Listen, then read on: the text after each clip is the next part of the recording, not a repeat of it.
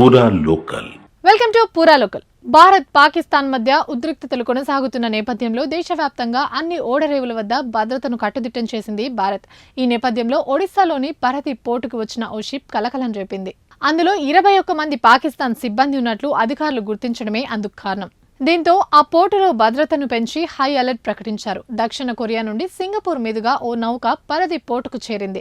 Empty siren 2 పేరుతో ఉన్న ఈ షిప్ లో మొత్తం 25 మంది సిబ్బంది ఉన్నారు. ఇందులో ఇండియన్ ఆయిల్ కార్పొరేషన్ సంస్థ కోసం ముడి చమురును తీసుకొచ్చినట్లు అధికారులు తెలిపారు.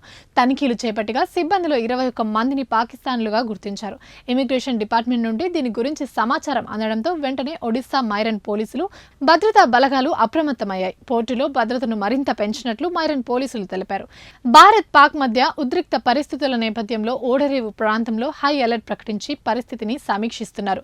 ప్రస్తుతం ఈ నౌక పోర్టుకు 20 కిలోమీటర్ల దూరంలో పేఎం బెర్త్ వద్ద లంగరేసి ఉంది. ఇందులో 11,350 మెట్రిక్ టన్నుల ముడి చమురు ఉన్నట్లు అధికారులు తెలిపారు. ముడి చమురు అన్లోడింగ్ పూర్తయ్యే వరకు 25 మంది సిబ్బంది నౌకను వీడకుండా భద్రత ఏర్పాటు చేసినట్టు పోలీస్ అధికారులు తెలిపారు. ఇవి ఇప్పటివరకు ఉన్న అప్డేట్స్. మరిన్ని అప్డేట్స్ కోసం చూస్తూనే ఉండండి పూరా లోకల్.